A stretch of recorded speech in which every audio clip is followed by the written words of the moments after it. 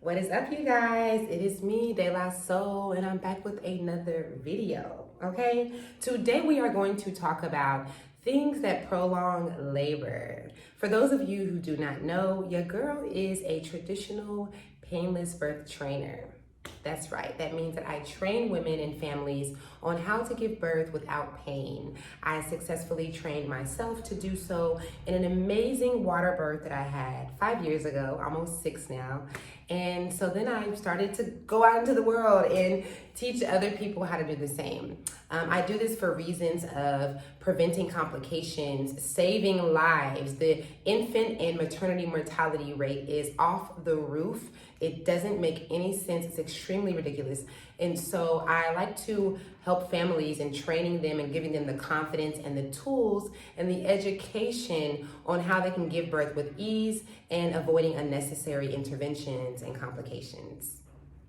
Okay, so I want to talk about what prolongs labor. Okay, these are my reasonings from my experience and my research on what prolongs labor. All right, the first thing, and I know this is going to sound so crazy to some of you guys, but the first thing that I want to mention that prolongs labor is the environment that mommy is in. Not only can it make for the mommy to clench up and be tense and not really be able to release herself, but babies care about the way that they come in this world. And I know that sounds crazy, but contrary to popular belief, children, babies, newborns, they are highly intuitive. They actually really care about how they come through in this realm.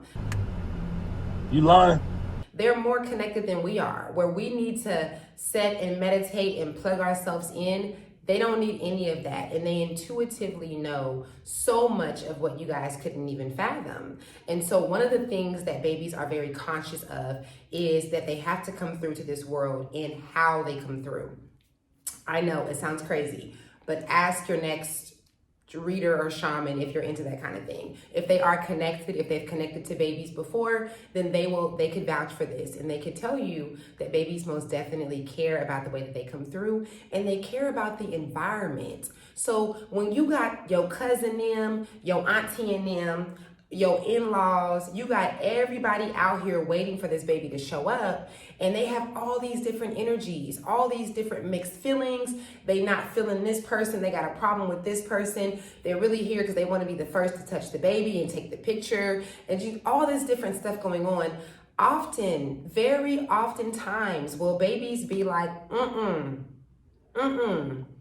not coming through here right now. Who are all these people? It is too many people in the room and I don't like the energy. Most definitely, absolutely, this happens all the time. So mommies, be cautious. Be cautious of the people that you have present at your birth, the type of energy that you have going on in your birth. Clear the energy. If you need to sage the room, if you're into that kind of thing, if you're not, then most definitely pray over the room. Pray for the energy to be clear, and pray that everyone that's in the room has light when it comes to you having this birth experience. Make sure that they are positive about it, that you don't have fears surrounding the room when it comes to your birth. And it most definitely helps to avoid your labor being prolonged.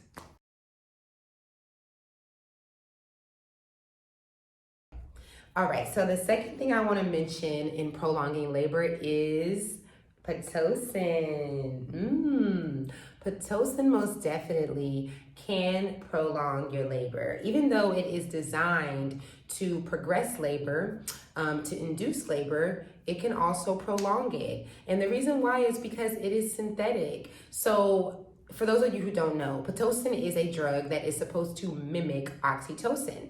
Oxytocin is a feel-good drug that is released in us whenever we have orgasms and especially whenever we give birth. The reason or the purpose of oxytocin during birth is to make your uterus contract. When your uterus is contracting, the baby is moving down, there is pressure, and then voila, birth is happening. Okay, technically I skipped a bunch of stuff in between. So let me give you this quick little physiological lesson, all right?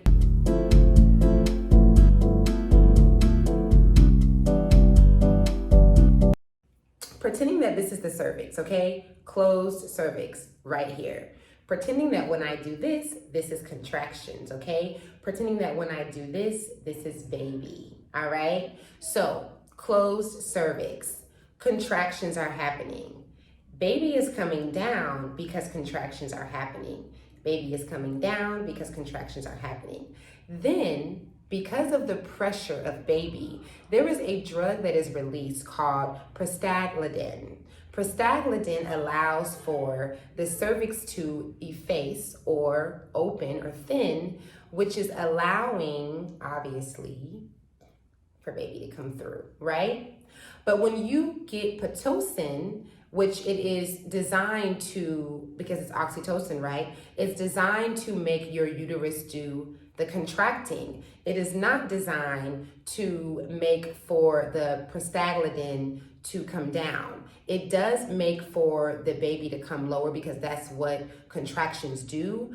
But there's kind of a fight there because the Pitocin does not come in with a fair warning for the rest of your body to catch up with it. So what ends up happening is you end up having these really strong, hard, sometimes prolonged contractions, almost without a break in between. They become very intense, and the prostaglandin in your body and the other hormones and the other endorphins are not ready. They haven't caught up with this birth process. It's supposed to be a process instead of you being injected and just come right in with these very intense contractions.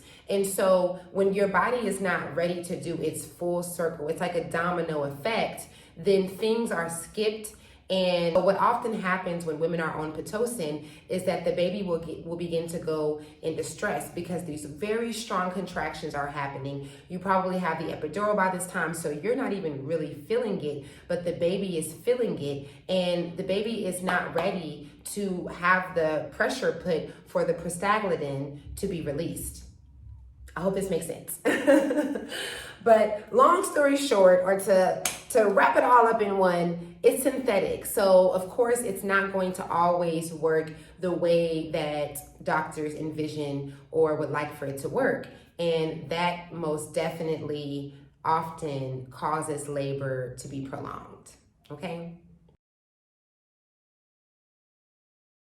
So speaking of pressure, okay, gravity, that brings me into my third thing that prolongs labor, and that is positioning. Positioning is so important when I'm doing this birth work, especially if I'm in person, but even if I'm not, we go over positioning, okay? Even in my virtual births, we go over positioning because in the beginning of your labor, whenever contractions are really far spread apart, when they're about 20 minutes or so apart, which will be considered early labor most of the time, I actually suggest for mommies to get some rest because the ride could be long and it could be a little exhausting, and it's good that you get rested up before birth actually takes place, before the true labor actually ends up happening. But once labor is going, right, once you're 10 minutes apart, sometimes 15, but definitely 5 to 10 minutes apart, you want to be sitting upright. You want to be defining gravity. So make sure that you have a birthing ball or something very comfortable for you to just kind of sit and sway, because you don't want to be lying down. I mean, it doesn't make any sense. When do you see pregnant women in their third trimester laying on their back? Not only is it not comfortable, right? Because it's rare to find a pregnant woman that finds it comfortable laying flat on her back. It just doesn't really happen. So rare, right? And just because of, like I just explained, the baby's pressure causing the prostaglandin to come down, you actually need this to happen. And defining gravity does make this progress and help it to happen. I don't know why and how they got us started with this, but I do know that in the beginning of our birthing experiences, when it comes to human evolution, we did not start off on our backs. We were not on our backs. Absolutely not. Women were always squatting. We were on all fours. We were squatting next to a tree. We were doing our thing upright. It wasn't until men started getting involved in the midwifery process that they started to lay us on our backs and tell us that this is how we needed to give birth. Now, regardless, the baby gonna come, okay? The baby is coming, but I can tell you truthfully from my own experience, and not only my research, but my own experience as a birth worker and a mommy of 4, is that when you are lying on your back, you most definitely increase the chances of prolonging labor. And the very last thing that I want to mention when it comes to labor being prolonged, this is one of the most important things, and this is healing. My birth practice has a lot to do with this. In the first trimester, this is all that we focus on. Or if I ended up getting you in your last trimester, then we focus on this for at least a month. And we do not do the typical counseling healing. And I don't mean no shade, okay? Shout out to all the counselors and psychologists. I went to school to be one. I was one at one point. And it's a little different because words don't teach. Words don't teach. If you're not doing some serious shadow work, if you're not really like doing the strategies, shout out to the counselors who give their clients homework. Because if we're just talking and I'm just inspiring you and giving you advice, that's different from actually doing the work. What I do is I go a little bit deeper and I get into your subconscious. We go through different brainwave levels and we really pull out, okay? We have source tap in and we really pull out from your higher self. What are the biggest things that need to be healed before birth?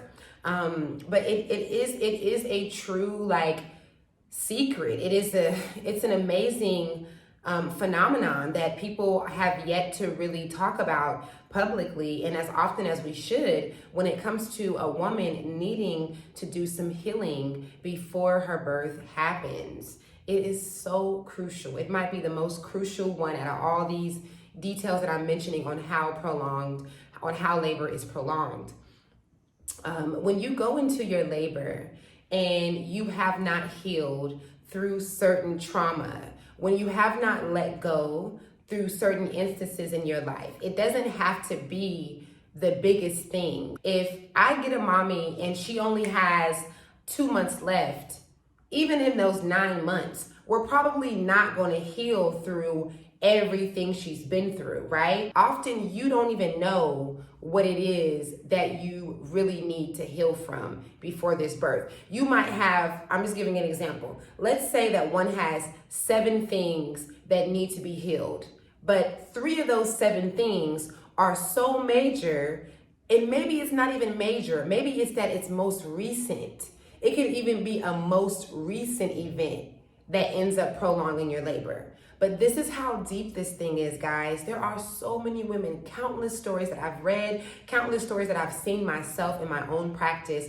and had my own experience of prolonging my own labor from not letting go and not healing. So please, ladies, I encourage you, if you are holding on to something, if you have some type of animosity or some resentment, if you have guilt, oh my God, if you have trauma from your recent births, it is so crucial that you go through these feelings, that you let these feelings come out, that you forgive yourself, that you forgive others, and that you don't do it in a way of like, okay, I'm doing this because I gotta hurry up and get my birth. It has to be genuine. It has to be real, because if not, you're just playing yourself. And I have read countless stories. I'm talking about stories of women that go into their labor experience and are actually genuinely happy, excited to give this birth. And because of a reoccurring argument that they've had with their husband, or maybe they don't have that much intimacy and they haven't been feeling that feminine, so they have this guilt about their bodies or about themselves.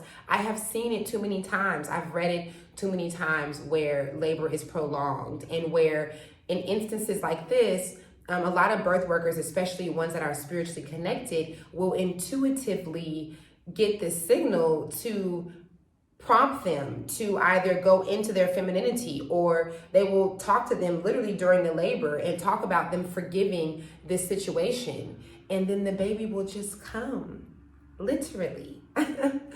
I have seen it, guys. It's a real thing. It's like because doctors haven't said to us, oh, this is a thing. You know, we shouldn't have to wait on a doctor to come out and say, we've done studies that show that when women hold on to resentment and anger, when they have animosity towards others, or whenever they are dealing with trauma that they haven't let go of, their labor is prolonged. We don't need them to tell us everything, guys. Some things you can just learn through your own personal experience. Some things, I know sense isn't that common, but some things are common sense and some things just really make sense, okay? If you are spiritually inclined, if you are connected in any way, sensitive, intuitive, then you can kind of understand what I'm saying and why when it comes to birthing, the science of you in this position, having this spiritual ceremonial event and all of the things that you've been holding back from and that you've been holding on to and that you've been running from coming to you. I mean, you can see it in the pregnancy process. Often when people get pregnant, a lot of their childhood traumas come back, even the fathers. A lot of their insecurities come out, a lot of the, different questions and guilts and things that parents have had before. These things come out in your pregnancy. So you gotta believe that while you are having this spiritual experience and you're giving birth, it is coming out in your birth process, in the labor and delivery room. Absolutely.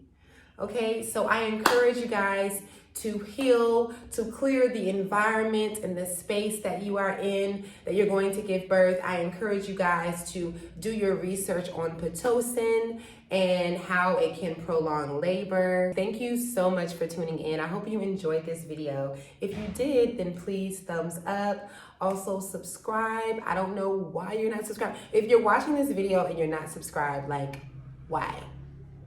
Why? Why? Why? Why? Why? Why? That's the question, is why?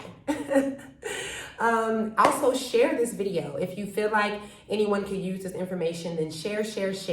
If you are interested in my birth service, you can email me at dayla@womantree.com. I will link this information below on the screen. And also, of course, it will be in my bio and in the description box, okay? I appreciate you guys. I love you guys. Until next time, thank you for rolling with a sister. Peace out. I see you in the moonlight dancing, yeah. Only need one chance, girl, right here. One night stand, please don't have fear.